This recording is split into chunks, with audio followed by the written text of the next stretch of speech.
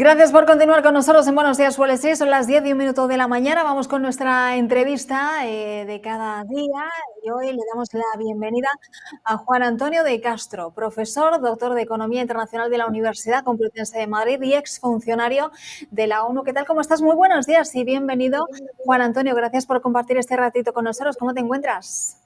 ¿Qué tal? Buenos días. Pues la verdad, encantado de estar ahí con vosotros y viendo todo lo que está pasando a nivel internacional, ¿no? Es bastante apasionante, la verdad. Es verdad, realmente grandes cambios. Juan Antonio, gracias por acompañarnos en esta entrevista y la verdad estamos contentos de que nos vas a poder dar respuesta a algunas dudas, preguntas que se están surgiendo a todo lo que ha acontecido recientemente. Así es que vamos a comenzar. Perfecto. Bueno, pues Juan Antonio, la primera pregunta, ¿cómo se ha vivido en Europa esta amenaza de Donald Trump de imponer aranceles al 50% y luego esa posterior tregua hasta el 9 de julio, después de haber hablado con Ursula von der Leyen? ¿Esto es una pausa o es una bomba de tiempo, podríamos decir? Pues bien, yo no sé quién lo está haciendo mejor o peor. Yo no creo que Europa esté abordando las cosas tampoco tan maravillosamente. O sea, criticamos muchísimo a Trump por sus políticas erráticas respecto al arancel, de va y viene, de ataque, de amenazas. Y sin embargo, Europa yo creo que no acaba de tomar la línea segura o la línea del camino que debe seguir. O sea, yo no sé, yo veo más una Europa en este momento pasiva y un Estados Unidos con la administración Trump activa, proactiva, muy proactiva y con una estrategia muy clara, ¿no? Creada por los asesores económicos del presidente, que tienen muy claro desde el principio lo que quieren hacer con los aranceles, lo que quieren hacer con la depreciación del dólar y lo que quieren lograr en términos de reducción de déficit comercial, etcétera, etcétera. Pero por el lado europeo lo que veo es más bien una situación muy reactiva, poca propuesta por delante, no se adelantan a los acontecimientos. Yo creo que a Trump hay que saber tomarlo de manera estratégica, igual que hace él, ¿no? Está el mundo entero reaccionando de una manera lenta, pero sobre todo la Unión Europea. Creo que además el lastre de la Unión Europea es que tiene un crecimiento difícil, una burocracia gigantesca, unas dificultades en este momento para aclararse incluso en el tema de la guerra de Ucrania y demás, y le está costando muchísimo reaccionar a estos ataques de aranceles, ¿no? A estas amenazas. Lo sigo viendo como unas amenazas porque, como me decía hace poco un diplomático chino, los chinos tienen mucha paciencia y no reaccionan al momento a las cosas de Trump, esperan 90 días. Y los europeos, bueno, pues están un poco más respirando desde ayer o antes de ayer, que Van der Leyen consiguió unos días más de espera, ¿no? Y que eso vaya a permitir llegar a una negociación en la que yo te doy una parte, te subo unos aranceles, pero tú a cambio no me haces otra cosa peor en términos de digital o de acceso de empresas americanas a Europa. Creo que estamos ahí en este momento. Qué bien, Juan Antonio. Incluso, ¿tú cómo ves cuáles serán los próximos movimientos que tenga la Unión Europea en este sentido, ya que ha prometido avanzar con rapidez y con decisión?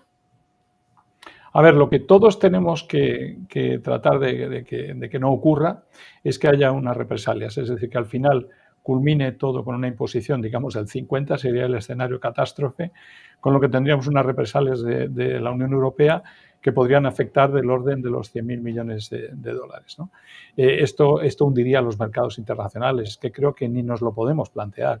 Ni la Unión Europea ni el propio Trump van a estar por una solución de ese tipo, aunque llegue el límite, y esperemos que no.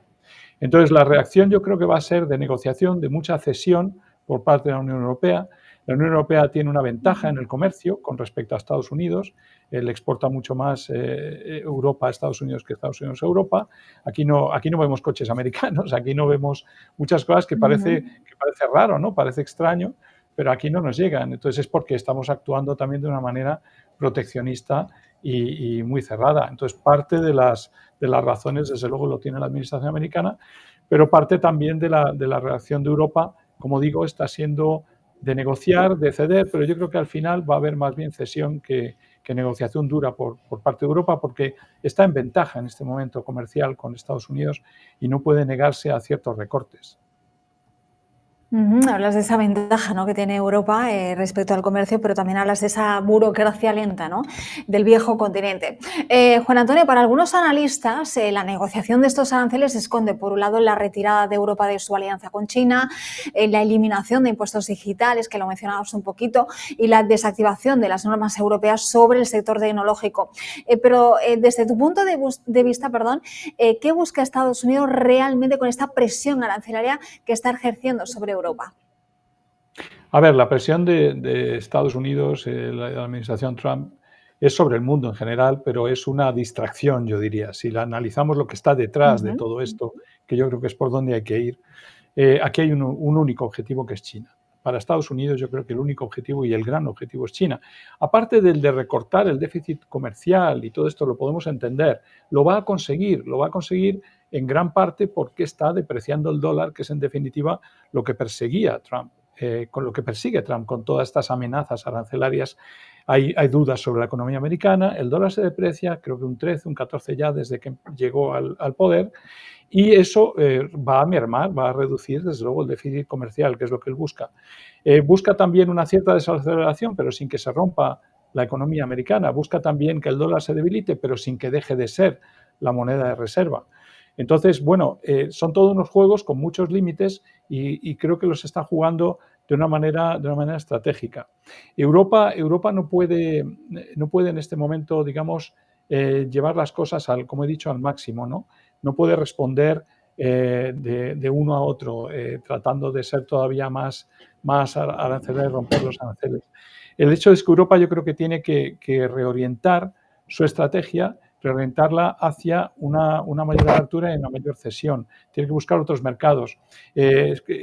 Se habla de que sí, de que lo que en el fondo quiere lograr Trump es que Europa se enfrente a China. Lo que quiere lograr Trump es de que todo el mundo en general se enfrente a China, porque es el principal competidor y, lógicamente, aquí hay dos grandes hegemones en este momento a nivel mundial que se están repartiendo la competitividad global. Lo que intenta Trump, desde luego, es que nadie negocie, nadie favorezca la situación de China, y va a empujar a Europa a intentar lograr eso. Pero Europa se encuentra en un dilema, porque es que si Europa no se vuelve hacia el este, no se vuelve hacia Eurasia y hacia China, lo va a tener muy crudo para su crecimiento y su competitividad del futuro. No olvidemos que en este momento los mercados que crecen son los mercados emergentes, es China, en el futuro incluso será Rusia, Asia en general, India, y esos son los mercados hacia los que Europa tiene que mirar. Creo que Europa se está equivocando en este momento de seguir con esa obsesión atlantista, de seguir engarzado a los Estados Unidos, cuando lo único que tiene que hacer en el fondo es negociar lo mejor que pueda con Estados Unidos, no hacerle caso a Estados Unidos en cuanto a su ruptura con China, porque tiene que mantener relación con el principal hegemón, con el que puede conseguir además mercados y entrar en cadenas de valor global importantes, y al revés, tiene que abrirse hacia el este. O sea, le están intentando cerrar la puerta, la única puerta que en el fondo tengo la impresión que va a poder tener abierta Europa. Ahora, otra cosa es que Europa, y con los dirigentes actuales, sea capaz de captar esa visión. Y eso sería una pena si no lo hace. Creo que tiene que mirar hacia el este.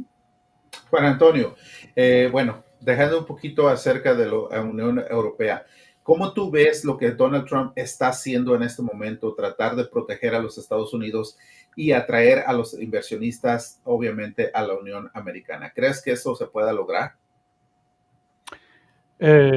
Bueno, es lo que su equipo quiere desde antes de llegar al poder, es lo que su equipo planeó, es lo que está intentando. El problema es que no es tan fácil traerte a las empresas de fuera. Pongamos el ejemplo de Apple, ¿no? Que se ha preferido pasar por India primero, luego ya veremos si vuelve a Estados Unidos. Las decisiones empresariales a estos niveles son muy delicadas. Implican costos, implican riesgos enormes de tipos de cambio, de muchas otras cosas. Entonces, uno no se traslada a Estados Unidos de vuelta tan rápido por las amenazas arancelarias. Además, queda por saber si esas amenazas arancelarias se van realmente a plasmar. Como digo, los chinos tienen mucha paciencia. Estados Unidos puede que no consiga llegar a muchísimo más que llegó en el 2017 en cuanto a las presiones arancelarias con China. Entonces, quizá queda ahí abierto un campo para que, digamos, no sea tan duro el tema con China, ¿no? En este momento.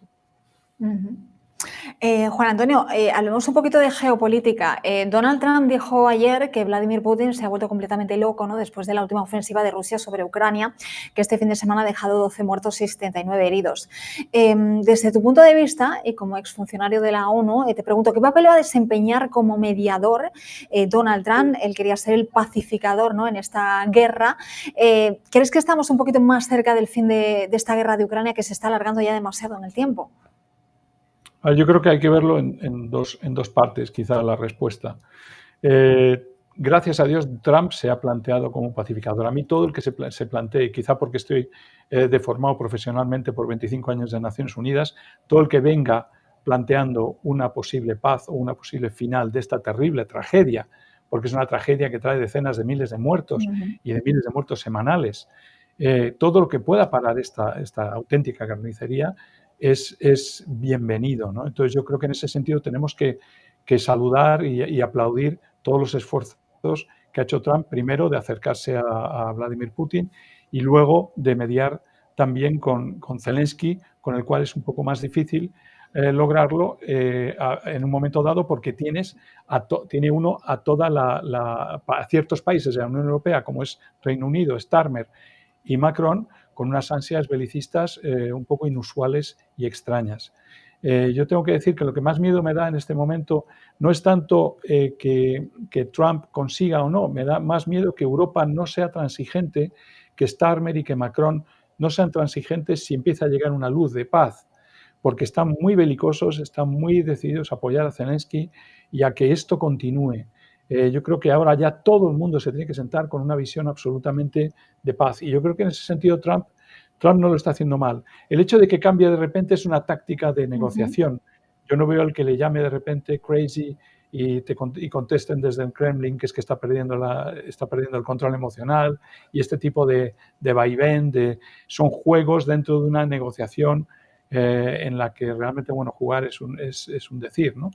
Pero son juegos estratégicos dentro de una negociación en la que al final tiene que llegar forzosamente una solución de paz, porque no se puede mantener esto de esta manera, ¿no?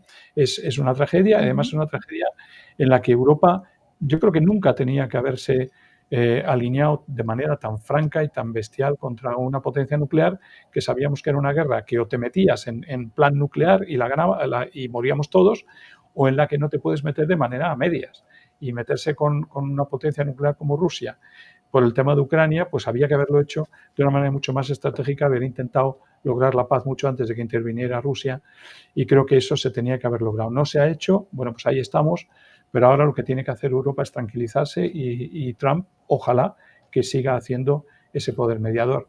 Yo creo que tiene posibilidades. Bueno, de hecho también vimos esa imagen, ¿no?, tan poderosa, ¿no?, en el funeral del Papa Francisco, esa fotografía que dio la vuelta al mundo de Donald Trump hablando cara a cara con Zelensky, ¿no? Por lo menos está tratando, ¿no?, como decíamos, de mediar, ¿no? Ojalá que sea para el fin de la guerra, ¿no?, como decíamos. Sí, es verdad que se ha hablado de una posible reunión en el Vaticano. Es verdad que hay que tener en cuenta también la visión, digamos, del lado ruso, del lado ucraniano. El Vaticano no es la Iglesia ortodoxa, es la Iglesia católica. Es difícil que al final Rusia y Ucrania se sienten en el Vaticano sin haberlo hecho alrededor, digamos, de unos conciliadores que hubieran podido ser de la Iglesia ortodoxa. Eso es lo que yo creo que podría frenar ese posible camino hacia una mediación del Vaticano un poco más fuerte. Pero claro que hubiera estado bien y ojalá al final lo sea, no lo sé. Lo veo complicado por ese tema de religiones y tal, que pueda afectarles en la aceptación o no de la futura negociación. Pero estamos cerca porque yo creo que todos se dan cuenta, el propio Zelensky también. De todas maneras es un país que está perdiendo todas las posibilidades. Si uno sigue, va a ser un destrozo absoluto, humano y económico. Y también yo creo que hay un cierto entendimiento por parte de Zelensky de ciertos acuerdos con Estados Unidos, con la Unión Europea, de lo que puede ser el futuro. O sea que ojalá la mediación se produzca pronto. Pero ya digo, por el lado de Rusia no hay prisa. Por el lado de Zelensky hay un poco más. Pero el lado ruso hay que tener en cuenta que la guerra la tiene por el momento bastante avanzada y ganada, y entonces lo que hay que buscar es cómo cómo atraer a la paz a Rusia, tratando de centrar y de ver de qué manera esos elementos fundamentales o puntos fundamentales que plantea son asumibles o no. Bueno, la verdad sí, estaremos pendientes de todo esto, pero incluso Donald Trump ha dicho en estos ya casi 5 meses de mandato, bueno, 4 meses, porque recordemos que comienza en enero 20, entonces lleva 4 meses dentro de la presidencia, dice que Estados Unidos ha sido respetado mejor que nunca y que propiamente es solamente hay que esperarnos un poco para ver esos números en crecimiento. ¿Crees tú que esto es lo que efectivamente está sucediendo? Bueno, aquí los mercados de bonos no parecen decirnos eso, ¿no? Las cifras de riesgo en los mercados de bonos, subiendo el tipo de interés de los bonos al 5,1, algo así, pues no son una noticia buena en cuanto a lo que está viéndose llegar. Los grandes negocios, comercios, Walmart y otros, tienen miedo, ¿no? También de la subida de precios y de lo que puede significar para los consumidores. La Reserva Federal, con la paralización, si no rebaja los tipos, pues van a estar, los créditos hipotecarios van a seguir altos y eso tampoco es bueno para el consumidor norteamericano, ¿no?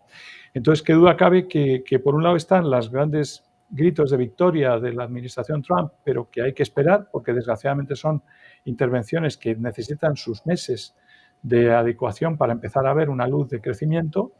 Y lo que hay que ver es qué ocurre mientras en una deuda galopante, con una reforma fiscal que desde luego está en un momento dificilísimo. De aquí al mes de julio hay que también aprobar una serie de cuestiones para poder seguir adelante con esos famosos 36 casi trillions de dólares, ¿no? Billones de dólares.